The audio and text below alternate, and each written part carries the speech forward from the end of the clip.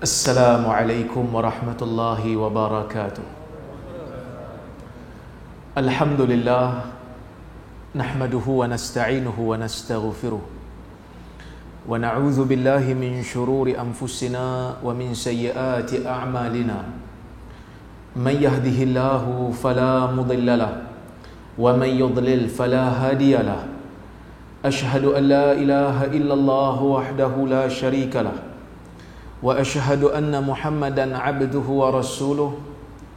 Allahumma salli wa sallim ala Muhammad wa ala alihi wa sahbihi ajma'in. Amma ba'd. Terima kasih kepada tuan pengurusi majlis yang saya muliakan, ahli jawatan kuasa masjid, ustaz-ustaz, tuan guru, asatizah yang lain, hadirin hadirat, mukminin dan mukminat yang dirahmati oleh Allah Subhanahu wa taala sekalian. Alhamdulillah, pada malam ini kita dapat bersama-sama berhimpun dalam kuliah. Saya rasa saya pernah datang masjid ni. Kalau tengok dia punya struktur, pernah datang betul lah. Jadi saya pernah datang masjid ni lama dulu. Jadi alhamdulillah kita dapat bertemu. Apabila masuk bulan Rejab, kebanyakan daripada kita berbicara tentang satu peristiwa yang besar yang berlaku dalam sejarah Islam, iaitulah peristiwa Al-Isra dan Mi'raj. Allah Subhanahu wa taala merakamkan kisah Al-Isra di dalam suratul Isra. Allah Ta'ala mengatakan, Subhanalladzi asra bi'abdihi laylan minal masjidil haram ilal masjidil aqsa alladzi barakna hawlah linuriyahu min ayatina innahu huwas sami'ul basir. Yang bermaksud, Maha suci Allah, Subhanalladzi, Maha suci Allah. Perkataan ini perkataan tasbih. Apa itu tasbih? Tasbih berasal daripada perkataan sabaha, kemudian digandakan ba menjadi sabbaha. Sabaha dari sudut bahasa sesuatu yang bergerak dengan satu tujuan, dengan satu arah. Wa kullun fi falaki yasbahun. Setiap daripada bintang-bintang, planet-planet yang Allah Ta'ala cipta berada di atas orbitnya. Yasbahun, daripada perkataan sabaha, bergerak. Sebab tu orang berenang dipanggil sibaha, kerana orang berenang ni dia bergerak dalam air, dia mesti ada tujuan. Dia tak duduk dalam tu sebab orang bukan asal duduk dalam air. Allah Azza wa Jal di dalam Al-Quran menyebutkan tentang perkataan tasbih dengan banyak bentuk. Ada yang berbentuk fi'il madhi, sabbaha lillah. Fi'il madhi ni kalau dalam bahasa Inggeris dia macam past tense kan? Past tense ni maksud satu benda yang dah lepas. Telah bertasbih kepada Allah. Ada kalanya Allah Ta'ala menurunkan, ada kalanya Allah Ta'ala menyebut dengan perkataan mudhari', present tense, yusabbihu lillahi ma fis samawat. Ada kalanya dengan perkataan masdar, kata terbitan, subhanalladzi asra bi'abdihi yang kita baca. Maha suci Allah dengan kata nama. Ada kalanya dengan lafaz perintah, sabbihisma rabbikal a'la. Bertasbihlah kamu dengan nama Tuhanmu yang maha tinggi. Tuan-tuan dan puan-puan rahmati Allah sekalian, apabila Allah menyebutkan perkataan tasbih,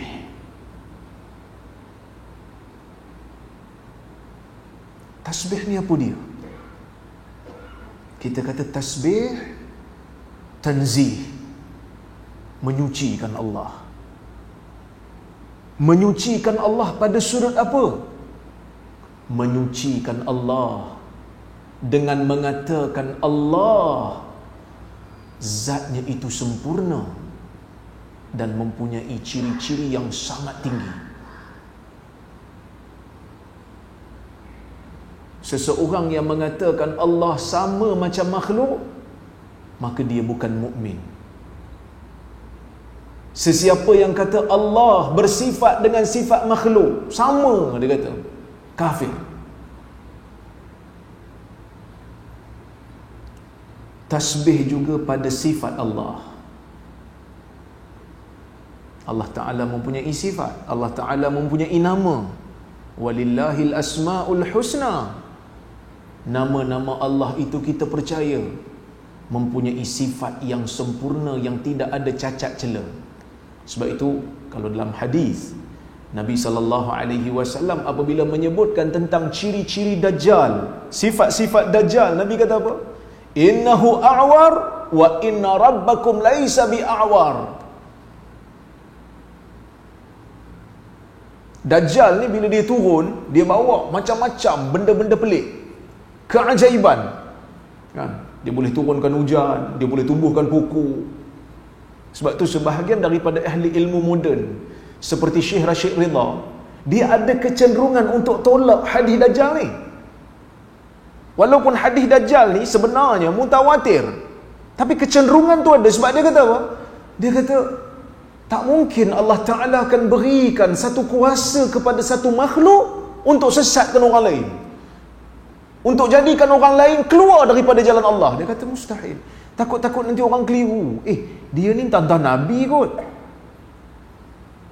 Tapi guru saya, Syekh Muhammad Abu Lais Al-Khairabadi, dalam kitab dia Ittijahat Mu'asirah fi Dirasati Sunnah, dia menyebutkan bahawasanya apa yang dimuskilkan oleh Rashid Ridha itu sebenarnya tak ada isu pun.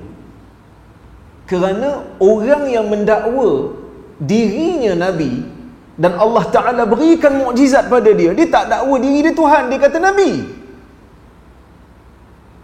Sebaliknya Dajjal dengan membawa keajaiban yang pelbagai, dia bukan dakwa diri dia Nabi, dia dakwa diri dia dakwa diri dia Tuhan. Subhanallah, Allah Ta'ala menjadikan Dajjal yang ada diizinkan padanya kuasa sikit ni, Allah Ta'ala jadikan jasad dia cacat. Sehingga Nabi kata innahu a'war wa inna rabbukum laisa bi'a'war. Dia buta sebelah mata dan Tuhan kamu tak buta sebelah mata, kerana Tuhan kita tak cacat. Maka kita kena percaya benda ni lah. Dan kita juga kena mentanzihkan Allah, menyucikan Allah pada af'al, pada tindakan Allah. Sebab itu kata para ulama, af'alullah adl wa fadl. Tindakan Allah pada makhluk ni kesemuanya adil dan kesemuanya fadl, kelebihan. Contoh, saya bagi contoh. Allah Subhanahu wa Ta'ala tidak berlaku zalim. Ini saya baca hadis ni, saya hurai panjang dulu masa dekat mata air. Orang sini panggil mata air. Saya tengah belajar juga ni nak cakap bahasa Perlis. Kalau ada yang tergeliat tu, tuan-tuan jangan ketawa, betul kan lah kan. Ustaz tak betul itu. Ya? Baik. Allah Subhanahu wa Ta'ala sebut inni haramtu zulma ala nafsi wa ja'altuhu bainakum muharrama. Aku mengharamkan kezaliman pada diriku. Maksud Allah Ta'ala tidak melakukan kezaliman. Jadi bila Allah Subhanahu wa Ta'ala memberikan apa saja balasan kepada makhluknya, itu adil untuk Allah. Bila Allah Ta'ala ambil orang kafir, masukkan ke dalam neraka, itu adil lah untuk orang tu. Yang ni saya hurai dulu masa kuliah duha dekat Kuips. Saya dah hurai. Lepas tu geng Suara Sunnah ni dia orang potong letak dalam Facebook. Kena maki saya. Padahal saya cerita keadilan Allah pun kena maki juga. Mungkin dia habis kredit nak tengok video, dia tengok muka Rora, aku bantai dulu sebelum dengar. Begitulah zalimnya manusia ni. Saya kata Allah apabila mengazab orang-orang kafir tu adil untuk dia. Sebab orang kafir ni hidup dalam dunia dengan segala nikmat yang Allah Ta'ala bagi, semuanya dengan kurnia Allah. Mana dia kena bayar? Bulu hidung yang kita cabut tiap pagi tu pun free, sebab tu boleh cabut. Cuba kalau satu bulu hidung tu kena bayar 5 kupang. Mau Pak Imam pun datang dengan bulu hidung sampai ke mulut. Saya cakap, Imam 5 kupang ni. Kalau cabut 5 kupang. Tapi dia pergi sembah satu benda yang tak ada kaitan dengan dia, yang tak berikan apa manfaat pada dia. Dia pergi minta hajat pada satu benda yang tak berikan dia apa-apa. Maka layak tak dia terima azab daripada Allah kerana melupakan nikmat yang Allah Ta'ala bagi pada dia? Adil lah tu. Allah Azza wa Jal memberi kurnia kepada orang yang beriman. Kelebihan. Maksudnya, bila Allah Ta'ala bagi kat kita syurga, adil dan fadl, adil dan lebih. Kerana ibadat kita bukanlah setanding dan setimpal dengan apa yang Allah Ta'ala berikan ganjaran pahala pada kita. Sebab ibadat kita ni, kita pun tahu sendirilah. Solat 5 minit kali 5, 25 minit. Tidur pun 8 jam. Tapi ibadat lebih pendek daripada tidur. Makan lama sebab sembang-sembang dulu. Makan lagi lama daripada solat. Maka ibadat kita ni Allah Ta'ala gantikan ataupun ganjari dengan syurga, adil dan fadl lebih. Maka kita kena percaya yang itu. Dan kita kena percaya Allah Ta'ala ni tak ada sifat kekurangan pada dia.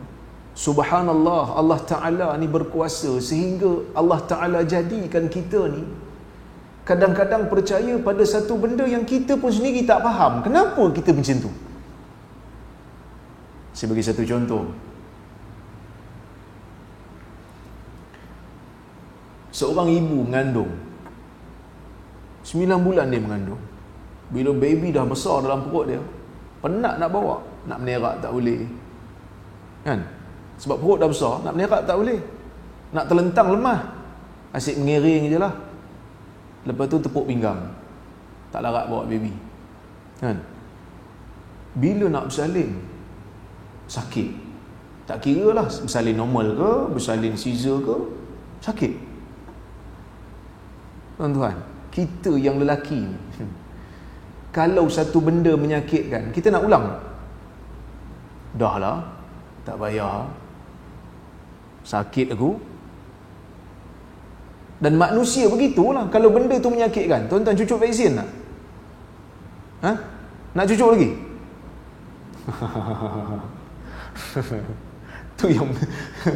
Itu yang ramai duk maki hamun tu. Sebab 2 kali cucuk dah lah, tiba-tiba nak suruh pergi booster pula. Yang tu tak ada masalah kan, yang tu kerajaan punya polisi. Cuma saya nak bagi tahu, orang adalah yang tak puas hati sebab kena cucuk tu 3 kali. Lepas pada tu nak sakit, kena demam lah, batuk lah, sebab tak sanggup. Tapi bab bersalin ni, penyakit buatan orang ni, ini betul-betul penyakit buatan orang, tak ada ragu. Bersalin sakit. Tapi lepas dia bersalin, dia tanya, ibu ni tanya anak dia, mana anak saya? Patutnya dia akan kata, kalau ikut logik akal lah, kau bagi aku sakit, pergi jauh, nyebuk je. Tak, dia tanya anak dia mana. Subhanallah, Allah Subhanahu wa ta'ala berkuasa dan kita tak faham. Maka sebab itu kita kata subhanallah, Allah telah menjadikan fitrah manusia ni kadang-kala pada perkara yang akal kita pun tak faham logikanya.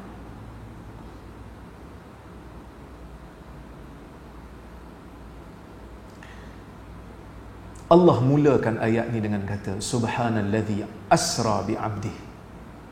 Maha suci Tuhan yang memperjalankan hamba-Nya. apabila kita berbicara tentang Isra' dan Mi'raj, yang ingin dipaparkan itu ialah kuasa Allah. Asra bi'abdihi, memperjalankan hambanya. Kerana ada di kalangan manusia yang begitu takjub dan teruja pada nabinya, sehingga mengangkat nabinya lebih daripada martabat kenabian, menjadikan nabinya anak Tuhan seperti mana golongan Nasrani. Kita percaya dengan Nabi Isa, tapi kita tak kata Nabi Isa itu anak Tuhan. Kita kekalkan Nabi Isa itu berada di martabat Nabi.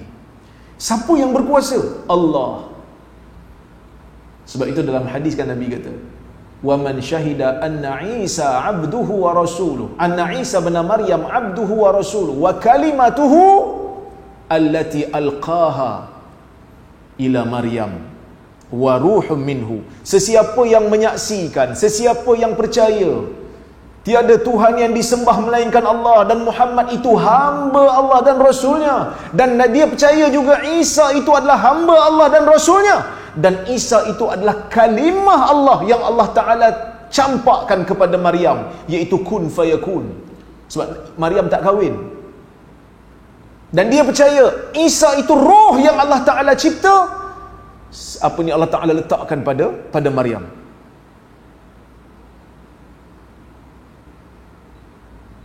Nabi SAW kata lagi, wa annal jannata haq wa annan nara haq dakhalal jannah. Siapa yang percaya semua benda ni, dia percaya syurga tu benar, dia percaya neraka tu benar, dia masuk ke dalam syurga Allah. Masuk tak kekal lah dalam neraka. Jadi orang yang duk selalu cerita pasal Isra' Mi'raj, sepatutnya kena ada benda ni. Apa dia? Tauhid.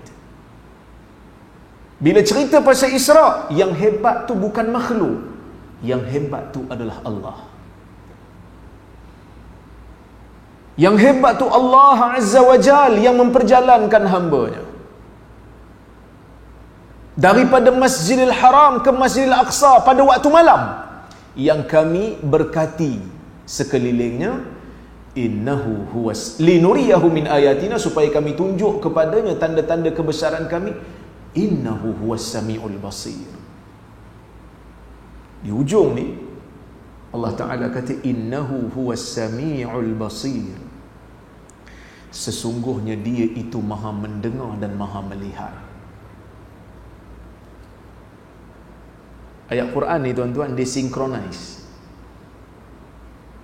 Maksudnya pembuka dengan penutup tu diseimbang.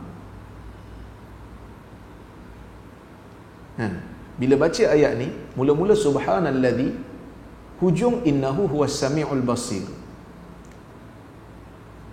Mungkin orang pada peringkat awal dia rasa macam, kenapa Allah Ta'ala kata dia maha mendengar dan maha melihat, sedangkan di awal ayat cerita pasal kebesaran dan kesucian Allah,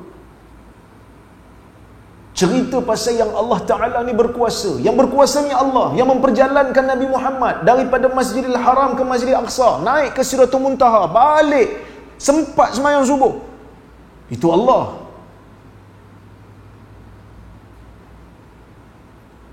Sepatutnya ke ujung tu tutup dengan ayat innahu huwal azizul hakim. Contohlah, Allah Ta'ala itu maha perkasa lagi maha bijaksana, kerana Allah yang berkuasa. Tapi di ujung tu Allah Ta'ala kata innahu huwas samiul basir, Allah Ta'ala maha mendengar dan maha melihat.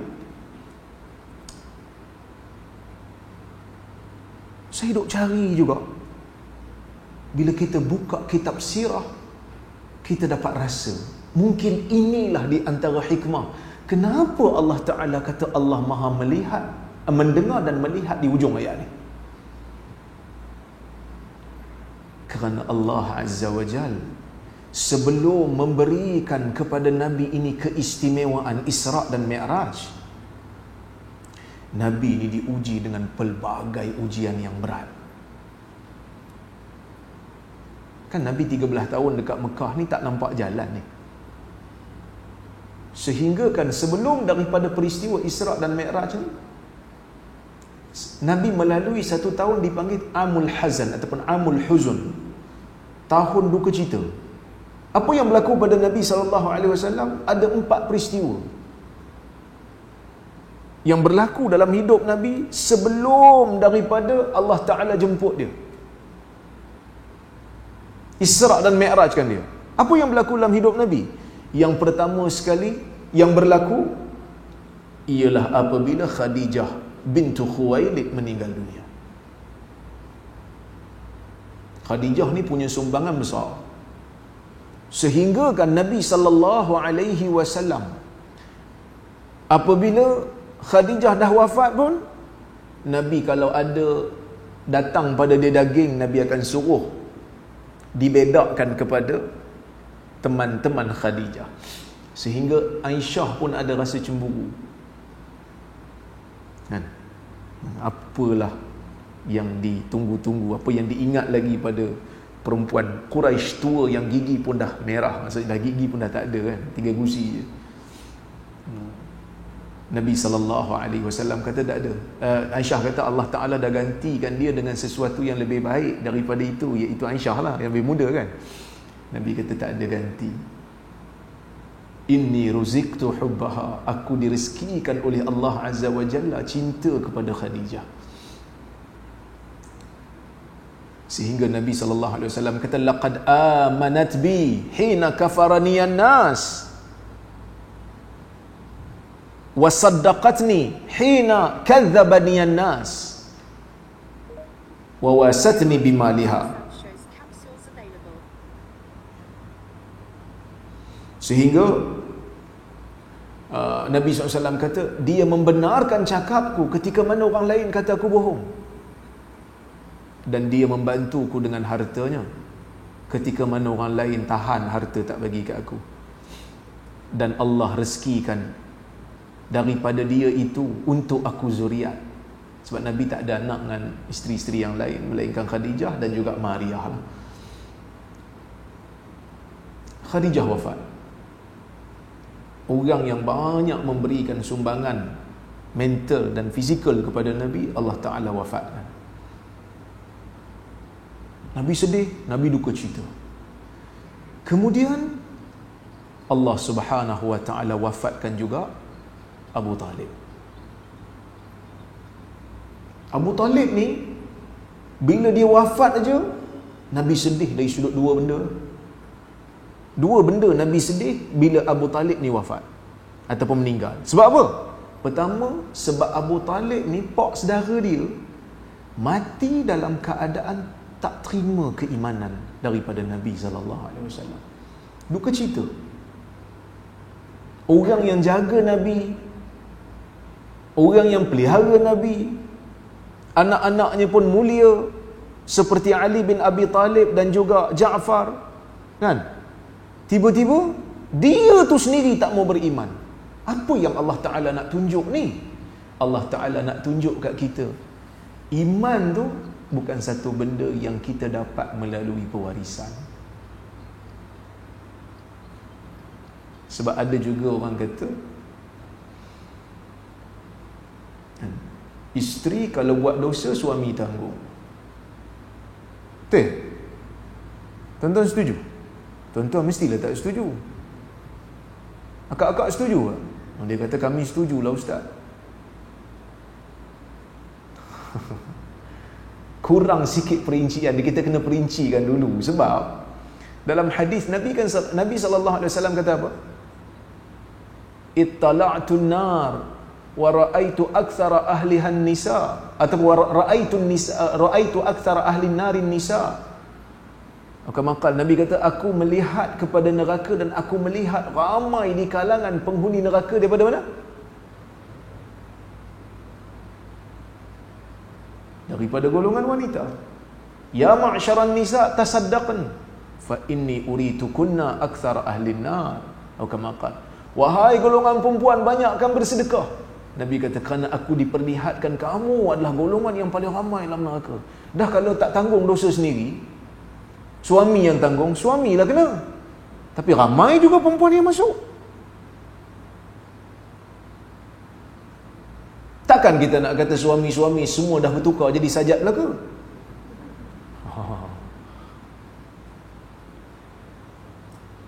Kita katakan Allah Ta'ala menyebutkan wala taziru waziratun wizra ukhra. Seseorang yang menanggung, dia tak akan tanggung dosa orang lain. Jadi kalau isteri buat dosa, isterilah tanggung. Suami buat dosa, suamilah tanggung. Cuma suami ni dia ada tanggungjawab dia pada isteri. Kalau dia tak buat tanggungjawab tu, dia berdosa tanggung. Tapi kalau dia dah buat semua dia dah buat dah, tiba-tiba isteri tak mau dengar juga, sembunyi-sembunyi buat dosa, suami tak tahu, suami tak dipertanggungjawabkan. Seperti mana Nabi Muhammad sallallahu alaihi wasallam tidak dipertanggungjawabkan apabila Abu Talib meninggal dunia dalam keadaan tidak beriman kepada Allah. Bukan Nabi tak usaha, Nabi usaha dah. Dan nak bagi tahu kat kita ni, kisah ni nak bagi tahu kat kita ni, dalam dakwah ni kadang-kadang ada je orang dekat dengan kita tak mau ikut. Dalam dakwah ni kadang-kadang ada je ahli keluarga tak mau ikut. Ada. Anti dengan kita ada. Tapi bukan sebab apa? Sebab hasad mungkin, sebab dengki mungkin. Tapi itu bukan satu alasan untuk kita hentikan apa benda betul, benda baik yang kita buat. Nabi SAW usaha, ya am qul la ilaha illallah kalimatan uhaju biha laka indallah. Wahai pak saudaraku, kau sebutlah la ilaha illallah. Ia sebagai satu kalimah yang aku boleh jadikan sebagai hujah di hadapan Allah. Dia kata la hatta la yaqulan nas inna Aba Talib taraka dina abai. Aku tak mau sebut, sebab nanti orang kata Abu Talib tinggalkan ajaran nenek moyang dia. Ni bahaya dalam agama ni, orang kata. Kita dalam agama ni kena apa yang Allah dan Rasul kata. Tapi ada manusia, nanti orang kata. Nanti orang kata, ni masalah.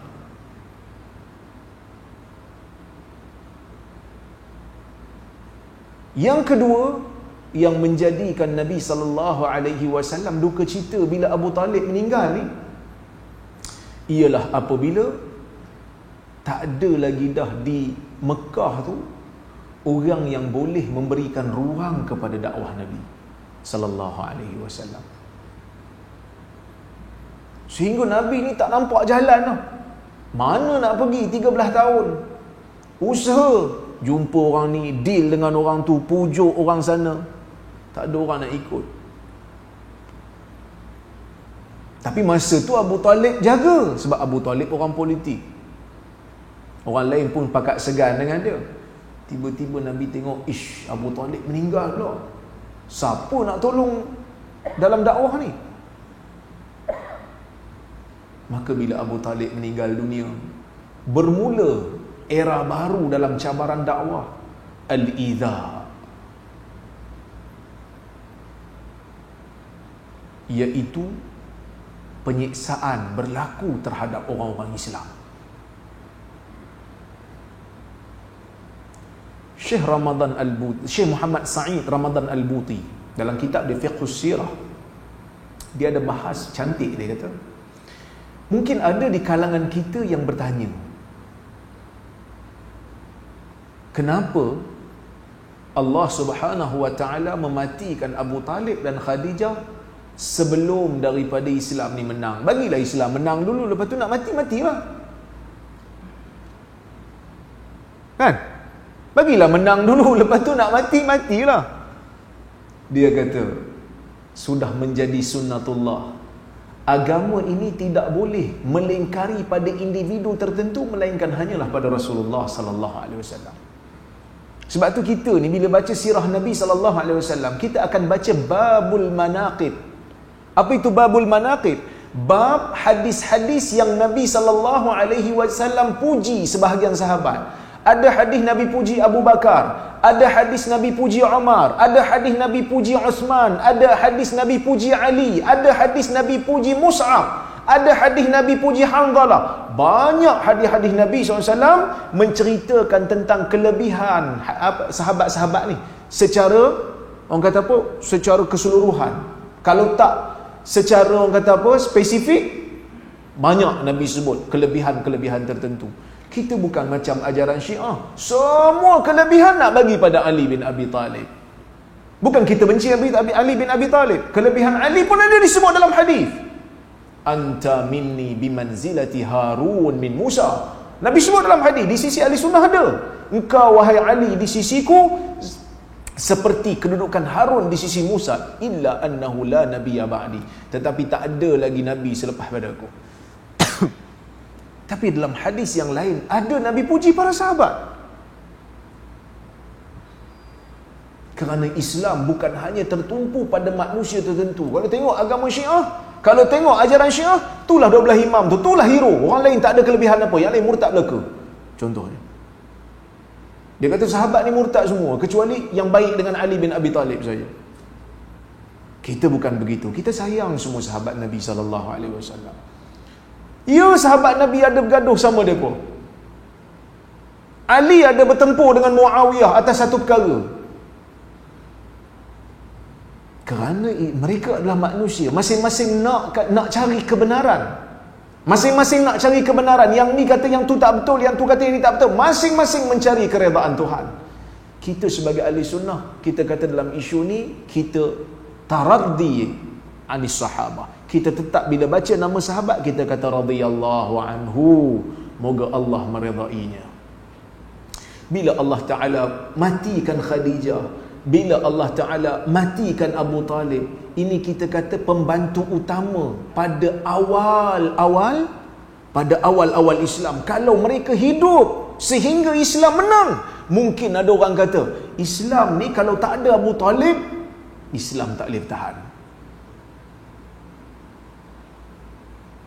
Islam ni muncul, boleh bertahan sampai hari ni, kuat sampai hari ni sebab Abu Talib lah. Kalau tak ada Abu Talib, lebuh Islam. Allah Azza wa Jalla dengan hikmah matikan Abu Talib sebelum daripada Islam menang, sehingga orang Islam pada masa itu ditindas dengan begitu dahsyat. Khabbab datang kepada Nabi SAW mengadu, dan Khabbab bin Al-Arat belakang dia tu diletakkan dengan besi panas, sehingga dalam kitab sirah kata tidak ada yang memadamkan api yang panas tu melainkan lemaknya yang cair. Sehingga Umar pada zaman dia, bila dia tengok belakang Khabbab, dia pun terkejut. Dia kata wallahi ma raaitu mithla zahri ahad, demi Allah aku tak pernah tengok belakang orang seperti ini. Disebabkan siksaan yang dahsyat yang mereka terima. Tapi dengan parut yang macam itulah Islam ini subur. Maksudnya bukan dengan satu orang punya jasa, dah ramai, semua berperanan. Kan dulu masa saya belajar di Jordan, masa tu dekat-dekat nak balik lah, bulan puasa, masa tu tengah perang Israel dengan Palestin. Saya duduk follow sebab saya duduk dekat. Jordan ni, Amman ni dengan Palestin 68 km je, dekat. Jadi kami follow lah kan, dekat kan. So kita duduk baca berita. Masa tu tentera Israel kepung Gaza, nak masuk tak boleh. Saya ingat tahun 2016 perang bulan puasa. Masa tu Jordan di masjid-masjid cerita pasal Palestin. Jadi kami pergi sembahyang tarawih masa tu. Ada satu masjid yang bagi tazkirah kat masjid tu Syekh Ahmad Naufal. Syekh Ahmad Naufal ni orang Palestin tapi dah berhijrah ke Jordan. Seorang ulama tafsir besar lah di Jordan tu, terkenal lah. Dia bagi tazkirah lepas pada tarawih. Saya dengar tu, saya mula-mula saya kata, biar betul Syekh cakap macam ni. Dia kata, hari ni Palestin kena bom, Hari ini saudara-saudara Palestin bergelimpangan mati. Dan hari ini juga tentera-tentera dan pemerintah Arab tidur.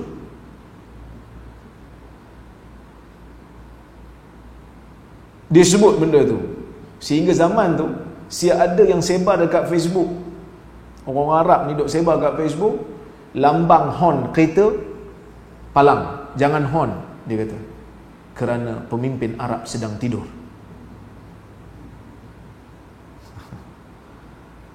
Tak ada siapa hantar bantuan. Syekh kata, dia orang Palestin, dia memang pro Palestin. Dia kata, kalau kau tanya pada aku kata bagus, jangan bantu. Kita terkejut, biar betul Syekh cakap macam ni. Dia kata, ya, biar, jangan bantu. Kerana orang Palestin akan berjuang untuk diri mereka dan agama mereka. Kerana kita percaya satu hari nanti agama ini akan menang. Kita percaya Palestin akan dibebaskan. Dan ketika mana Palestin itu dibebaskan, tak ada orang lain boleh claim, akulah yang menyebabkan Palestin itu dibebaskan. Sebaliknya orang Palestin bila mereka berjuang untuk agama Allah, dan bila menang, mereka akan kata, Allah yang membantu kami. Allah yang bantu. Bukan pemimpin Arab yang boneka ni. Bukan pemimpin Arab yang nak merosakkan negara Arab dengan hiburan yang tak apa-apa ni.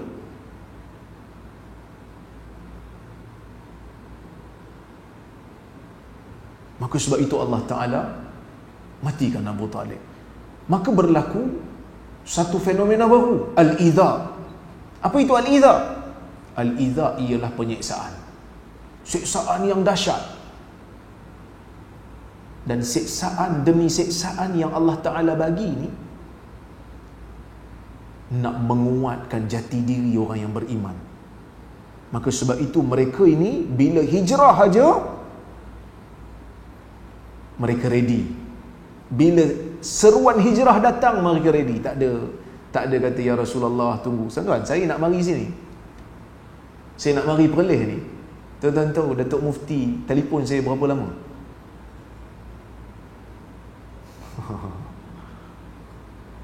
3 tahun. Kau marilah. Saya kata tunggu tu, nanti sikit lagi saya nak uruskan kat UPSI ni. Sikit lagi 3 tahun. Tapi Alhamdulillah lah, ada orang lain yang lebih berpengalaman daripada saya. Datuk Dr. Radhi, guru saya juga, dia jadi selama 3 tahun dia bangunkan College University ni. Tapi sampai ketika dia kata dia tak larat dah. Jadi Datuk kata, mai lah, saya lama saya buat keputusan, saya duduk istikharah, betul ke aku nak duduk kat Perlis ni?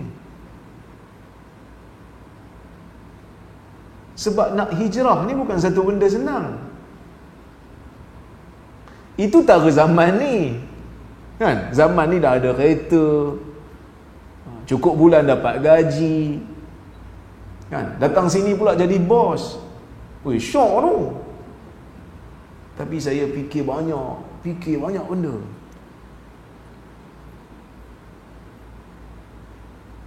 Akhirnya saya kata boleh lah kan? Tapi masa mula-mula sampai itu macam, aku ni betul ke aku nak duduk sini kan? Saya orang Perak, sepatutnya berkhidmat di negeri Perak, tapi orang Perlis panggil lah. Saya kata betul ke? Itu tara kita lah. Tapi muhajirin tuan-tuan, sampai Datuk Mufti kata, duduk sini lah, kita pinjam 3 tahun, lepas tu kalau okey kita sambung sampai masa balik lah. Tapi maksudnya kita mungkin balik, saya mungkin balik lepas peminjaman ni. Kalau orang kata semua dah okey, saya akan balik negeri saya kan? Saya hanya orang kata apa, bantu sekadar mampu. Nanti bila dah ada calon yang lain, orang Perlis sendiri, kita balik. Itu pun fikir panjang. Muhajirin dia pergi, tak tahu bila nak balik. Kerja pun belum tentu ada, tapi kerana iman tu, dia orang pergi. Bukan tak cukup hanya sekadar siksaan fizikal, dia orang guna siksaan mental kat Nabi sallallahu alaihi wasallam. Orang kata mungkin sahabat kena seksa, Nabi tak kena. Nabi pun kena. Nabi tengah salat, dia orang letak perut unta yang berbau tu di atas badan Nabi SAW. Nabi kena baling dengan lumpur sehingga Fatimah pun menangis duk cuci muka Nabi SAW. Nabi pun kena. Dia orang guna pula psikologi, dia orang guna orang kata serangan mental. Bagi Nabi ni gelaran yang buruk. Sahir, tukang sihir. Majnun, gila. Kazzab, pendusta. Ini berat ni. Contoh mungkin tak pernah kena cyberbully. Kan? Ada ustaz-ustaz kita duk mengadu kat saya. Dia kata, ustaz, dia kata, saya stres lah ustaz. Orang duk kata kat saya macam-macam. Dia ceramah kan. Ceramah orang rakam. Lepas tu kena balon ramai-ramai. Beri kesan kan. Lepas tu dia tanya kat saya, macam mana ustaz boleh tahan? Saya pun cover lah kan. Kadang-kadang tak boleh tahan juga. Tapi saya kata, ustaz jangan baca. Buat satu kaedah. Walaupun dulu hampir nak dimansuhkan kaedah ni, tapi Alhamdulillah tak berjaya dimansuhkan, iaitu touch and go. Tahu touch and go? Sentuh isu tu betul belah. Jangan baca lah komen-komen bawah tu. Itu je. Kita tulis, lepas tu kita biar je orang yang nak maki-maki. Tapi berat tau. Satu negeri duk panggil gila. Kita kata bukan, dia kata hang gila. Bukan, hang gila. Memanglah orang gila tak mengaku gila. So benda tu beban bagi Nabi SAW. Lepas tu Nabi tengok, dekat Mekah ni tak boleh pergi. Tak boleh pergi Mekah ni. Dia cari ruang. Mana tempat lain daripada Mekah yang boleh dia nego untuk berikan ruang kepada dia. Sebab agama ni perlu ada syiar, perlu ada syariat. Bukan hanya sekadar percaya, bukan hanya sekadar akidah. Dia perlu ada amalan, dia perlu ada lambang, ada syariat, perlu ada salat berjemaah, perlu ada azan, perlu ada laksana hukum hakam. Kat mana nak dibina ni? Nabi SAW dia tengok-tengok, dia kata Taif lah. Sebab apa Taif? Siapa pernah pergi Taif dia tahu lah, satu bumi yang tinggi dan subur. Tinggi, strategik lah. Orang nak serang tu susah sikit sebab dia tinggi. So Nabi pilih satu tempat yang strategik dan subur. Maksud dari sudut ekonominya okey, ada tanaman sendiri. Dia boleh bergerak sendiri. Tapi apa yang berlaku di Taif?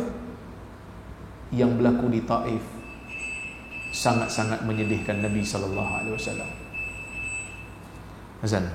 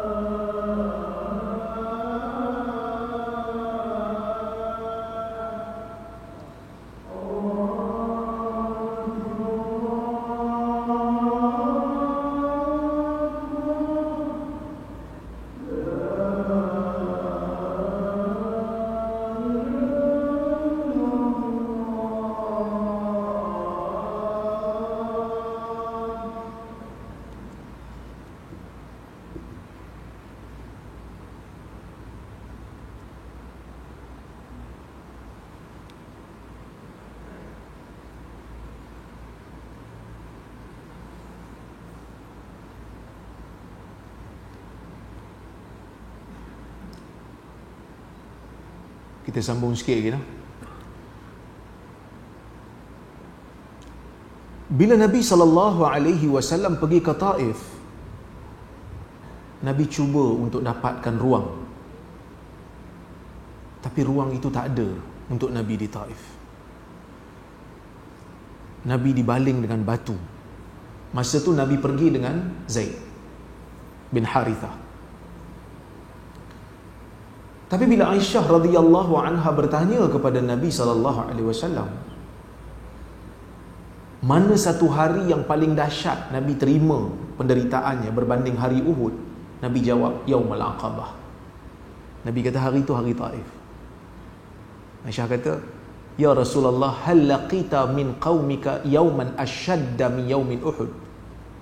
Ya Rasulullah, pernah tak kau jumpa satu hari yang lebih dahsyat, yang lebih pedih tanggungannya berbanding hari Uhud? Nabi kata, laqad laqitu min qaumiki ma laqit wa kana ashaddu ma laqitu yaumal aqabah. Nabi kata, sepanjang aku bertemu dengan kaum kamu wahai Aisyah, hari yang paling dahsyat aku terima ialah hari Aqabah, ialah hari Taif. Aisyah banding dengan hari Uhud. Hari Uhud ada yang syahid 70 orang. Taif ada yang mati tak? Hari Taif tak ada yang mati. Hari Uhud Nabi luka. Ada 2 biji besi masuk dalam pipi Nabi SAW, sehingga Abu Ubaidah tarik dengan gigi dia sampai tercabut gigi dia. 70 orang sahabat Nabi gugur syahid. Tapi bila Aisyah tanya, Nabi kata hari Taif tu lagi dahsyat daripada hari tu, hari Uhud ni. Walaupun ada yang mati ni, walaupun aku luka ni. Sebab apa? Sebab Nabi ni jiwa dia jiwa pendakwah. Hari Uhud betul ada yang mati, sedih, kecewa, sabar. Tapi sekurang-kurangnya Madinah masih ada untuk dibina semula generasi baru yang akan berjuang untuk agama. Tapi hari Taif, Mekah dah tak ada ruang, Taif pun tak ada ruang. Nak gimana? Maka Nabi tak nampak jalan masa tu. Maka sebab tu Nabi kata hari tu berat bagi aku. Dan nak bagi tahu kita lah, dakwah ni memang susah. Dakwah ni bukan mudah, dakwah ni memang susah. Okey? Ni 4 perkara. Ketika mana Nabi SAW keluar daripada Taif, Nabi kata apa? Falam yujibni ila ma arat. Pemimpin Taif yang bernama Abdu Yalil bin Abdu Kulal tidak terima tawaran aku. Fantalaqtu wa ana mahmumun ala wajhi. Aku pun beredar dalam keadaan aku mahmum, aku duka cita. Ikut ke mana aku nak pergi? Aku ikut jalan ke depan. Falam astafiq illa biqarnil tha'alib. Aku tak sedar ke mana langkahku melangkah sehingga aku sampai dekat satu tempat nama dia Qarnul Tha'alib.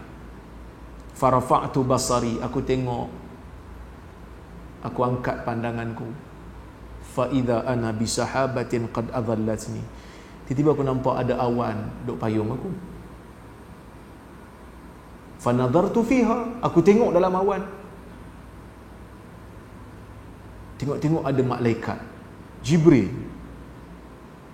Wa nadani wa sallama alaihi. Dia panggil aku. Dia panggil aku dan dia kata, Ya Muhammad, inna rabbaka qad sami'a qawla qaumika laka wa ma raddu alaik wa qad ba'atha ilaika malakal jibal li ta'murahu bi amrik. Muhammad, sesungguhnya Allah mendengar kata-kata kaum kau terhadap engkau. Muhammad, Allah Ta'ala tahu apa yang mereka lakukan, tindakan mereka dalam menolak dakwah engkau. Dia hantar kepada engkau malaikat jaga bukit. Bagilah arahan apa saja pada dia. Malaikat jaga bukit panggil Nabi. Malaikat jaga bukit kata, in syi'it utbiq alaihim al-akhshabain. Muhammad, kalau kau nak, aku boleh angkat dua bukit dekat Mekah ni, aku hempap kat atas orang Taif. Nak? Nabi kata, la, bal arju ay yakhruja min aslabihim may ya'budullah wala yushriku bihi syai'a. Bal arju ay yakhruja min aslabihim may ya'budullah wahdah. Jangan, Nabi kata, bahkan aku mengharapkan akan keluar daripada keturunan mereka orang yang sembah Allah semata-mata dan tidak melakukan syirik padanya. Nabi ni pemaaf lah. Maka Nabi pun beredar sehingga Nabi SAW ditakdirkan oleh Allah berjumpa dengan orang-orang Ansar. Tapi inilah yang berlaku sebelum daripada peristiwa Isra' dan Mi'raj. Walaupun tarikh adakah dia berlaku pada bulan Rejab, ini tidak disepakati oleh ulama. Tarikh tu tak disepakati. Ibn Rajab juga mendhaifkan pandangan-pandangan yang mengatakan ia berlaku pada bulan Rejab. Tetapi tak salah untuk kita kata yang penting peristiwa itu berlaku walaupun tarikhnya tidak disepakati. Kenapa? Kerana kisah Isra' dan Mi'raj bukan hanya sekadar nak dengar cerita benda-benda ajaib, tetapi kisah Isra' dan Mi'raj Allah Subhanahu wa taala nak bagi tahu dekat Nabi Muhammad sallallahu alaihi wasallam dan kita semua, Allah Maha mendengar dan Maha melihat. Apa dia? Allah Taala dengar rintihan Nabi Muhammad sallallahu alaihi wasallam dan Allah sentiasa melihat apa yang diperlakukan oleh rasulnya, sehingga kan Allah Taala panggil Nabi, jemput Nabi ke Sidratul Muntaha, seolah-olah nak memberikan isyarat kepada nabinya, ya Muhammad, kalau semua pintu di bumi ini tertutup untukmu, ketahuilah pintu langit terbuka untuk menerimamu. Dengan syarat, berpeganglah kita dengan Quran dan Sunnah. Hari ni orang dok komen, kalau Nabi ikut kanan, Tok Guru ikut kiri. Saya nak ikut Tok Guru.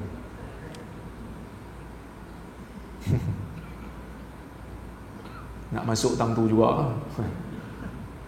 Tapi saya kata perkataan ini amat-amat bahaya. Mungkin ada yang cuba wajarkan, oh iyalah orang awam tak boleh faham, kena faham ikut cara ulama'. Tak ada siapa bantah.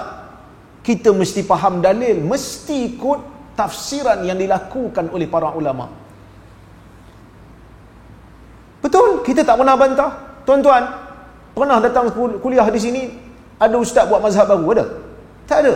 Tetapi kita kena tahu, kewajipan yang Allah Ta'ala bagi kat kita, ikut Nabi. Qul in kuntum tuhibbunallah fattabi'uni yuhibbukumullah. Katakan, wahai Muhammad, kalau kamu semua cinta pada Allah, ikut aku, yakni ikut Muhammad, yuhibbukumullah, Allah Ta'ala akan cinta pada kamu. Kita ikut ulama' selagi mana dia ikut Nabi sallallahu alaihi wasallam. Dah kalau ada ulama' yang ikut kiri, Nabi ikut kanan, ustaz, kena tanyalah ulama' tu kenapa belah kiri, bukan ikut saja.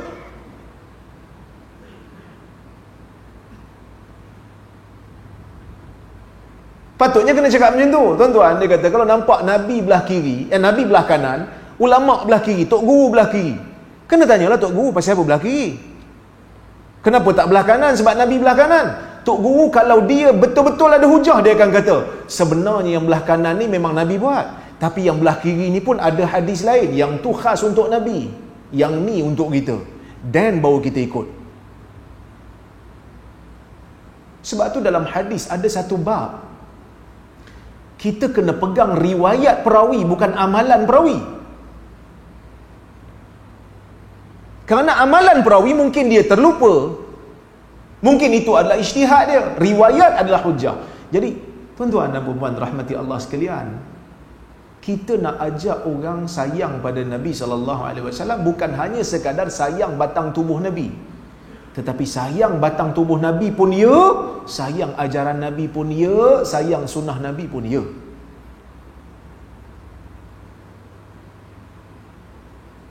Tidak mungkin mana-mana ulama' yang ikhlas, yang tahu Nabi pergi belah kanan, tiba-tiba dia pergi belah kiri tanpa ada alasan yang lain yang juga datang daripada Nabi SAW. Tak mungkin.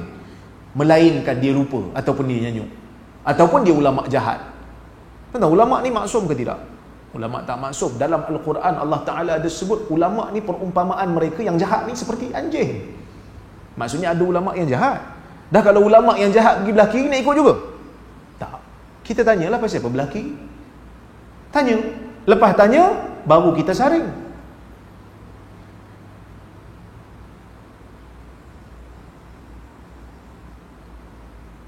Ini yang menjadi masalah. Kan? Ini yang menjadi masalah. Tapi ialah ada satu video semalam, dia duk jawab jugalah. Dia kata ayat Quran, kalau kita tengok, Allah Ta'ala kata huwal awwal wal akhir. Dia kata kalau ikut Quran jadi problem lah, sebab dia kata Allah Ta'ala tu ada awal dan ada akhir. Saya tengok ayat Quran, kok mana yang kata ayat ni kata Allah Ta'ala tu ada awal dan ada akhir? Ayat Quran tu kata huwal awwal wal akhiru. Allah Ta'ala itu awal dan Allah Ta'ala itu akhir. Dia dok faham kata Allah ada awal dan ada akhir. Dia katalah mungkin ada orang faham macam tu. Peliklah kalau ada orang faham macam tu, kerana Quran tak cakap macam tu. Pertama dah lah ayat Quran itu disalah faham. Lepas tu dia kata kalau ikut macam tu jadi masalah. So ulama kata tak ada, Allah Ta'ala tak ada awal dan tak ada akhir. So kita nak ikut siapa?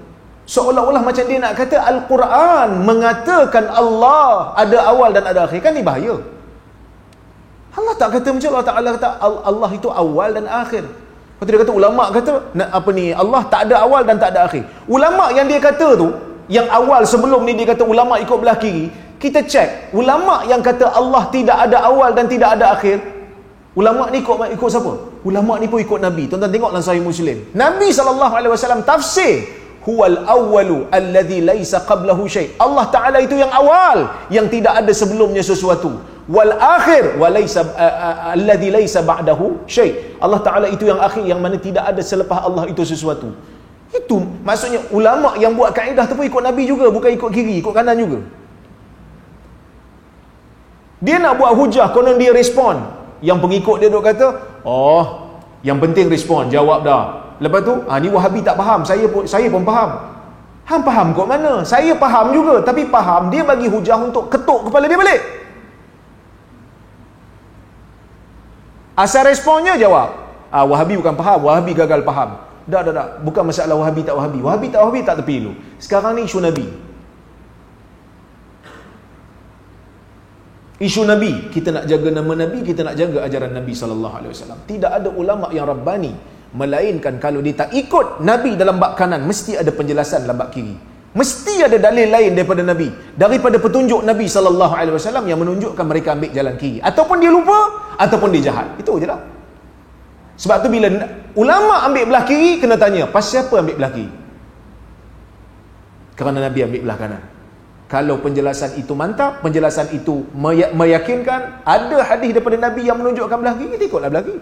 Tapi kalau tak ada, ikut belah kanan, dia terlupa mungkin. Itu je masalah. Yang nak dipertahankan sangat, kata-kata yang sangat bermasalah tu pasal apa? Sebab yang sebut tu geng kita. Cuba kalau yang sebut tu Rora,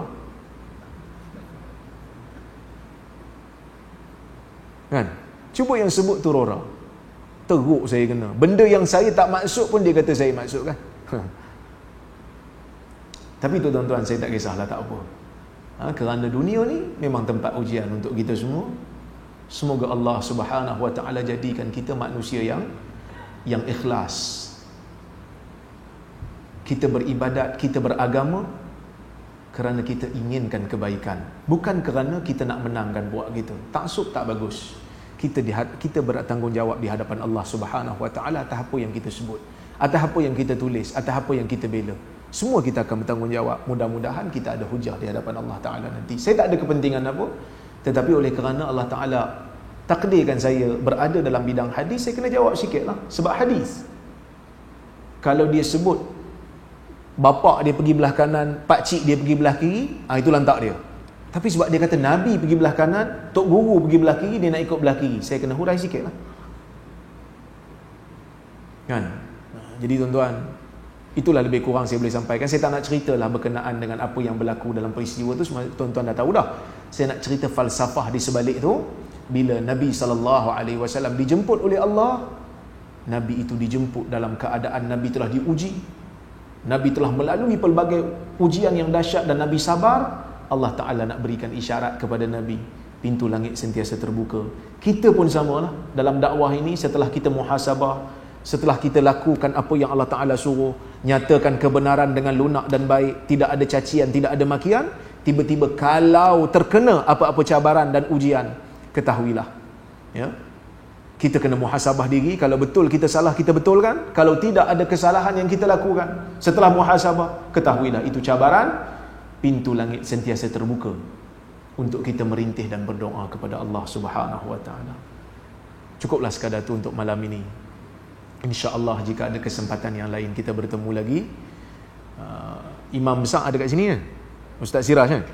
Ustaz Siraj pun bagi tahu insya-Allah lepas ni dia pun nak susun. Tuan-tuan akan tengok muka saya selalu lepas ni. Insya-Allah ada kesempatan yang lain kita bertemu lagi. Aqulu qawli hadza wa astaghfirullahal azim li wa lakum. Wassalamu alaikum warahmatullahi wabarakatuh.